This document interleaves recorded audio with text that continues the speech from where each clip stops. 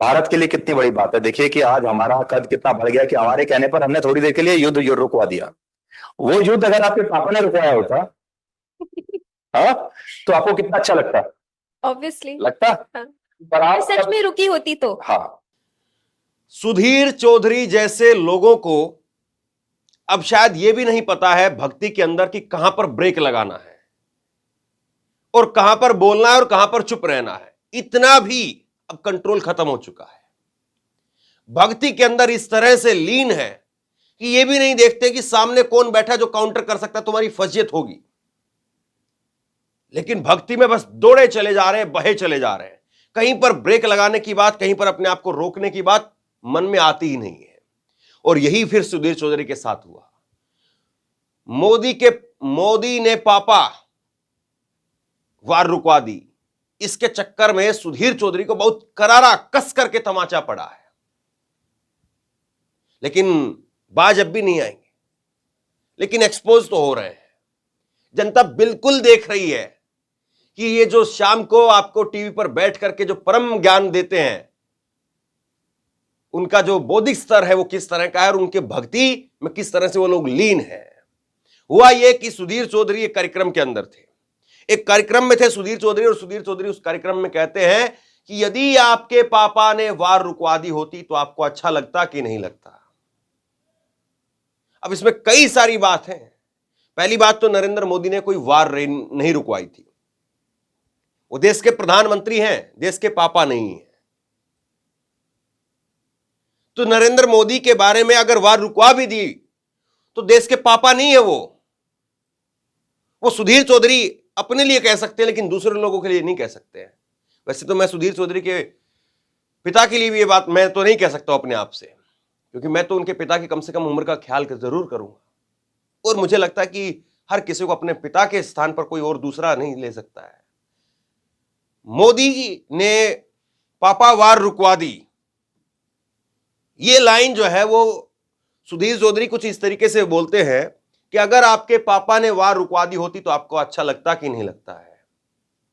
सामने से 1 सेकंड की आवाज आती है, 1 सेकंड भर के लिए, और उस 1 सेकंड भर के लिए आई आवाज ने पूरी तरह से बेनकाब कर दिया सुधीर चौधरी को।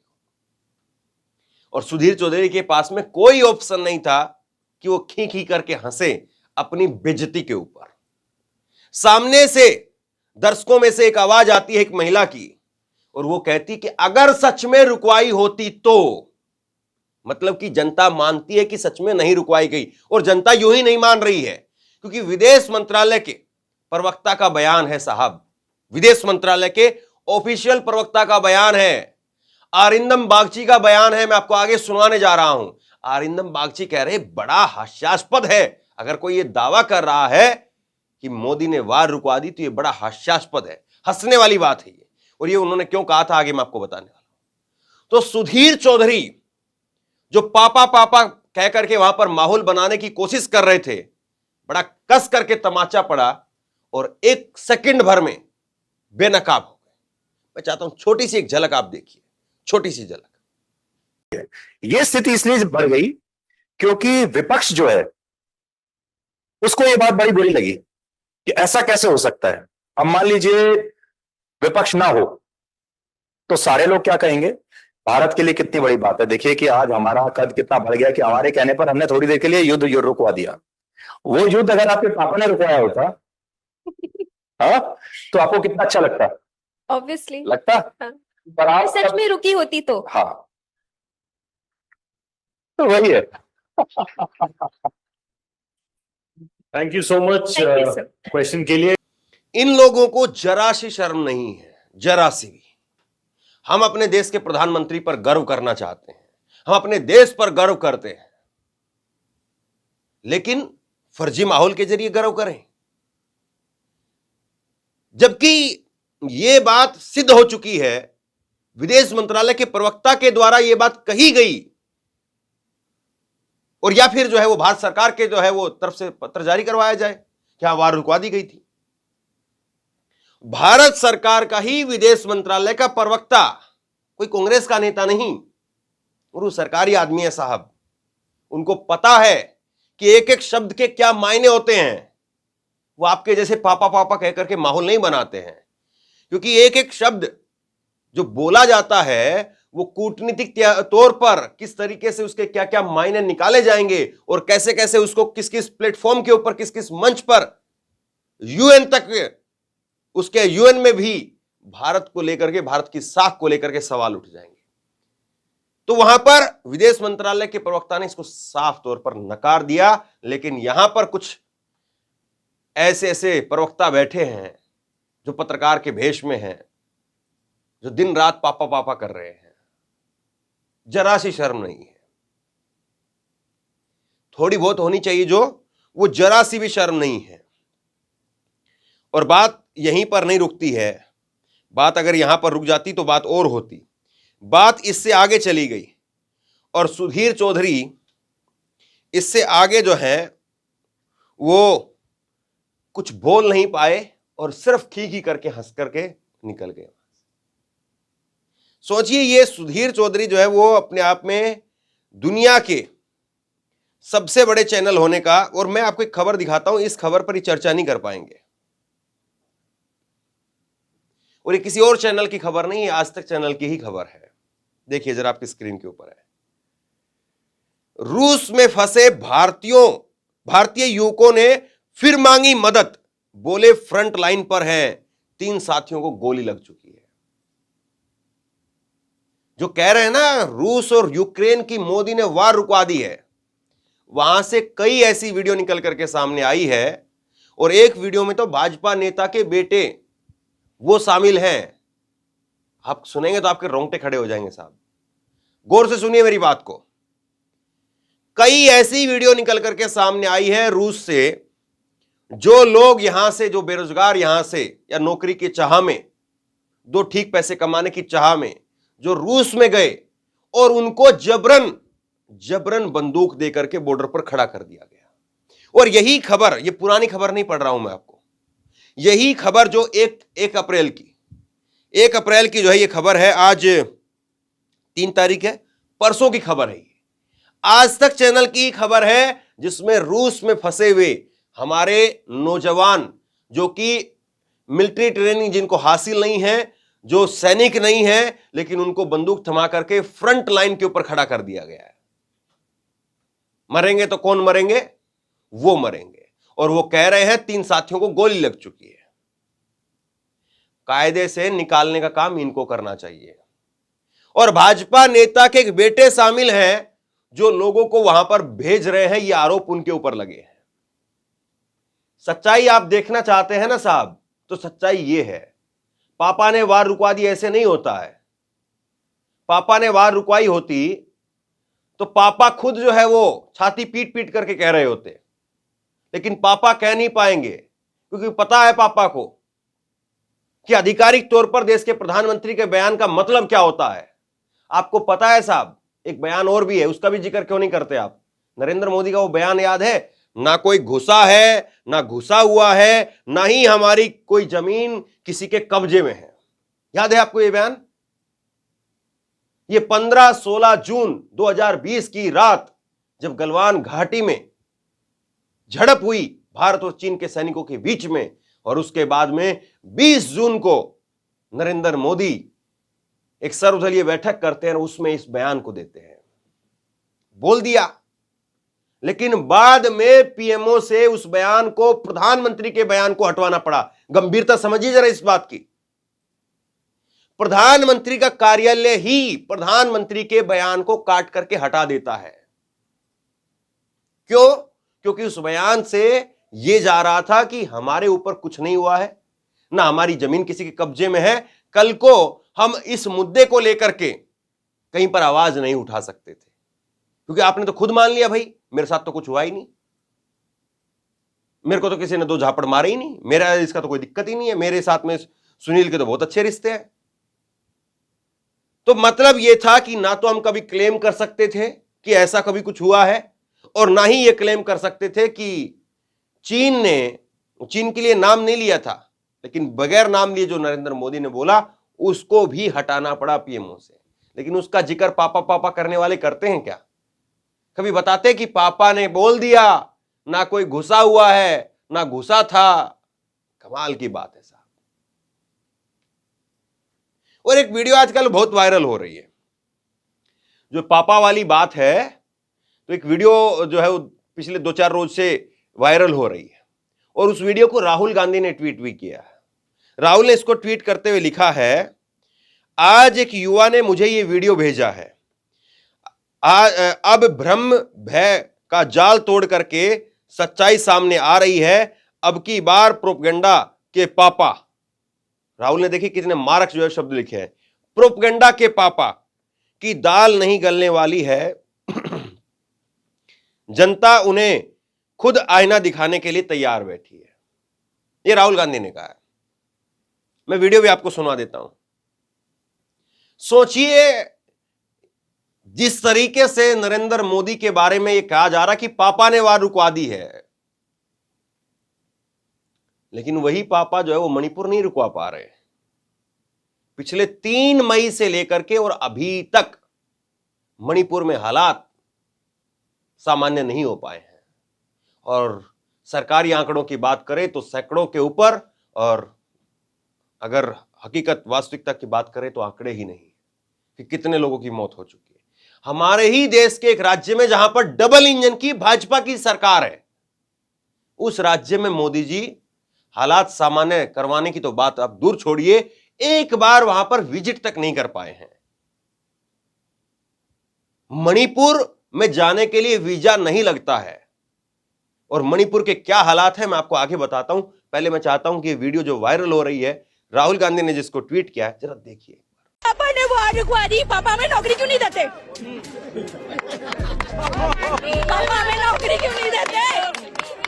लेकिन इस तरीके की इमेज तो जा रही है ना, मोदी जी ने वार रुकवा दी। अरे सब प्रोपोगेंडा है। इलेक्ट्रॉन बॉन्ड का खर्चा है। इलेक्ट्रॉन बॉन्ड का पैसा है, कहीं तो यूज होगा। किसी एक्टर को उठा के बेटी बना देंगे। पापा ने वार रुकवा दी। पापा मणिपुर के दंगे क्यों नहीं रुकवाते?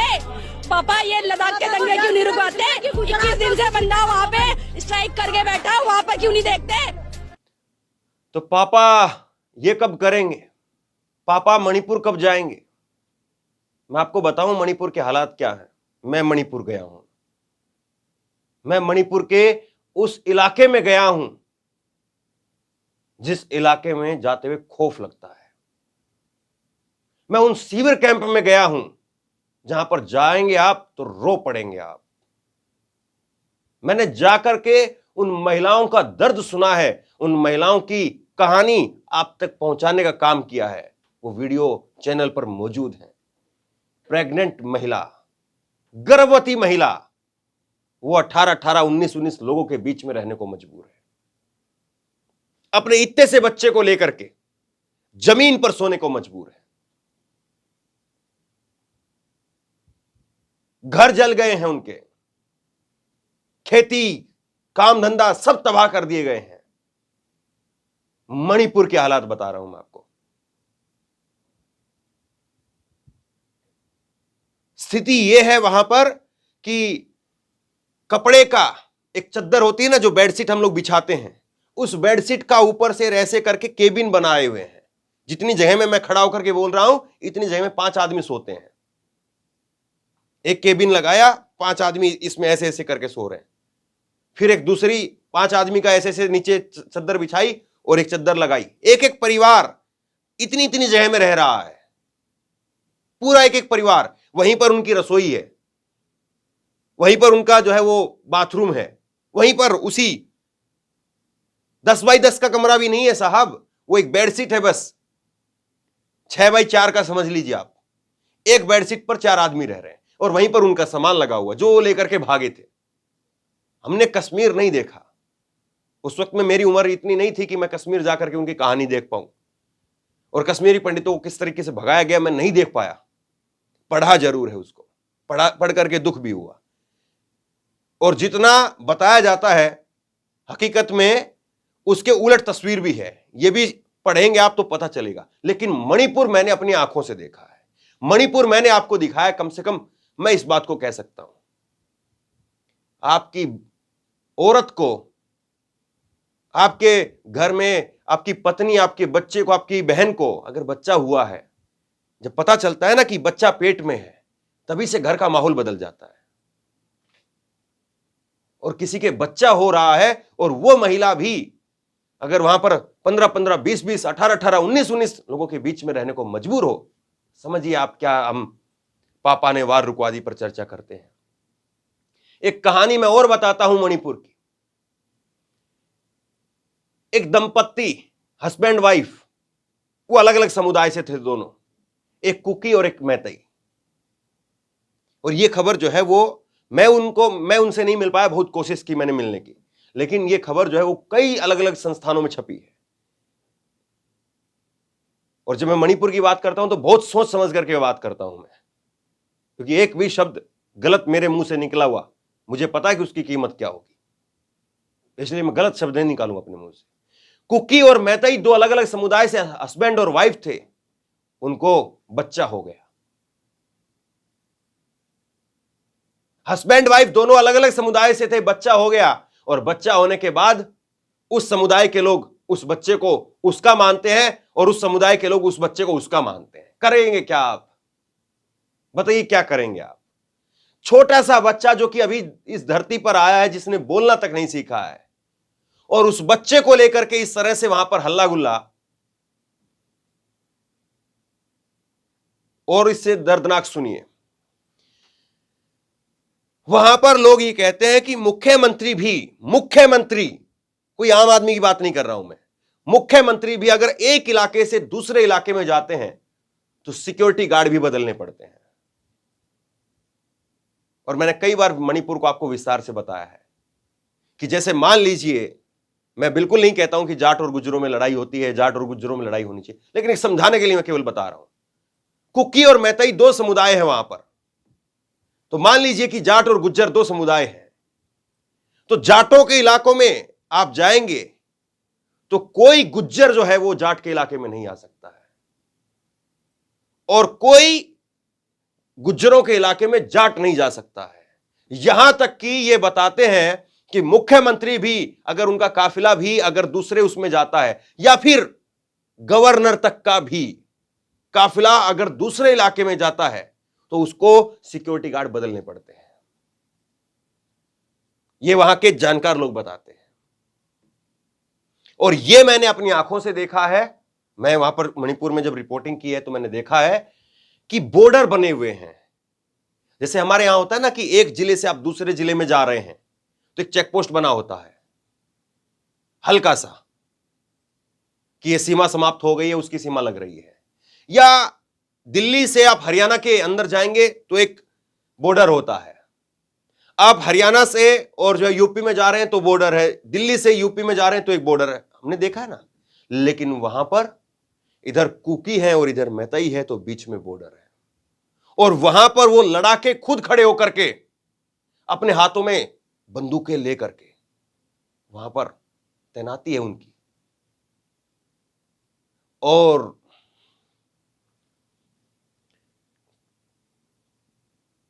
कहते हुए दर्द लगता है, कहते हुए जो है वो दुख महसूस होता है। कई थानों के हथियार लूट लिए गए, और कहते हुए इससे भी ज्यादा दर्द होगा कि मणिपुर की पुलिस और उसके साथ साथ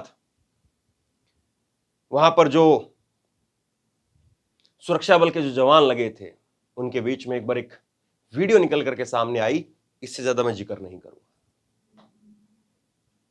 तो साहब, जो पापा वार रुकवा सकते हैं हजारों किलोमीटर दूर पराए मुल्क में, जहां पर युद्ध हो रहा है, जहां पर यूएन तक कुछ नहीं कर पा रहा है अभी तक, और ये यूएन के लिए भी शर्मिंदगी की बात होनी चाहिए, लेकिन उस युद्ध में नरेंद्र मोदी जी वार रुकवा देते हैं। अब चलिए, मैं आपको बगैर देरी के, बहुत लंबी जो है कहानी चलेगी मणिपुर पर, आप बगैर देरी के अब जरा सुन लीजिए अरिंदम बागची, विदेश मंत्रालय के प्रवक्ता को। वो अंग्रेजी में जवाब दे रहे हैं, मैं थोड़ा सा आपको हिंदी में उसका तर्जुमा करके पहले बता देता हूं ताकि आप समझ पाए। वो कह रहे हैं कि ये बिल्कुल हास्यास्पद बात है कि अगर कोई ये कहता है कि भारत ने वार रुकवा दी, इसका मतलब ये होगा कि भारत ने एक बार कहकर के वार रुकवाई, अपने लोगों को निकाला और फिर कहा कि चलो लड़ाई शुरू कर दो। भारत ये तो नहीं कर सकता है।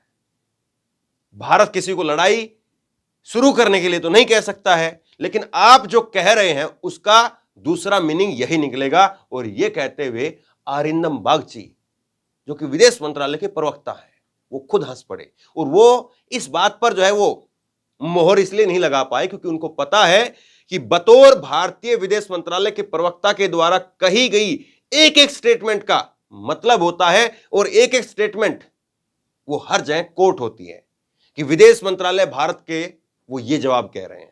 मेरे कहने से या और किसी कहने से उसका उतना तवज्जो नहीं है, लेकिन उनके कहने का तवज्जो है। इसीलिए वो सोच समझ करके बोलते हैं, और इसीलिए वो ऐसे नहीं है कि रैलियों में जितना मर्जी झूठ बोला जाता है उस तरीके से बोल सके। सुनिए जरा। That's the kind of conversation, but extrapolating that to say that somebody is holding a bombing or that this is somewhere we are coordinating that, I think is absolutely inaccurate. I don't think if I could be more facetious, then it will extrapolate itself. So we would then order a resumption of bombing. I think that's really getting a bit much ahead of ourselves. You also had some query on Axios. I saw that media story. Look, it's a media story out of somewhere. It's got nothing to do with us actually. It's some cable which is sent, some cable which is taken back. I haven't seen that cable. I don't know what to comment on it. It's an internal story, so I'd not like to say anything on that. Urvash. सीधा सा सवाल यह है कि अक्सर कई बार ऐसा होता है कि आप बहुत महिमा मंडन के चक्कर में पूरी पोल खोल बैठते हैं,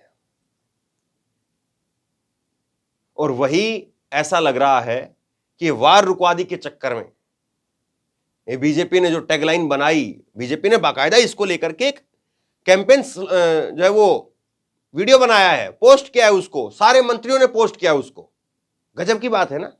लेकिन अब गली गली में लोग इस बात को भी जान गए हैं कि जो शख्स अगर बतौर प्रधानमंत्री रूस और यूक्रेन का युद्ध रुकवा सकता है तो वो अपने देश के हालात क्यों नहीं ठीक कर पा रहा है।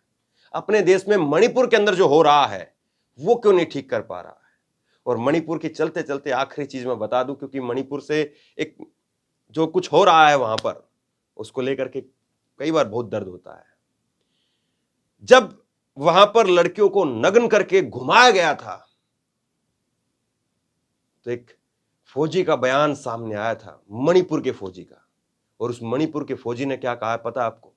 उस मणिपुर के फौजी ने कहा कि मैं अपने जीते जी अपने देश की हिफाजत में, देश की सीमाओं की हिफाजत में लगा रहा, लेकिन आज मुझे इस बात का अफसोस है कि मेरे जीते जी मैं अपनी आंखों के सामने अपनी पत्नी की इज्जत नहीं बचा सका।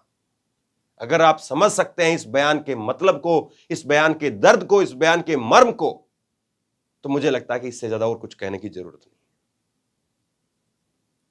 एक फौजी एसआई हो गया, एक फौजी यह कहता है कि मैं अपनी पत्नी की आबरू नहीं बचा पाया, मैंने देश की आबरू बचाने के लिए, देश की इज्जत बचाने के लिए, देश की रक्षा करने के लिए अपनी पूरी जिंदगी खपा दी, लेकिन मैं अपनी पत्नी की इज्जत नहीं बचा पाया। ये उस फौजी के शब्द हैं जिस फौजी की पत्नी की आबरू उसी की आंखों के सामने, उसी मणिपुर में डबल इंजन की सरकार में तार तार हो गई और पापा ने वार रुकवा दी। मैं समझता हूं कि आप लोग शेयर जरूर करेंगे ताकि लोगों तक बात पहुंचे। बहुत बहुत धन्यवाद।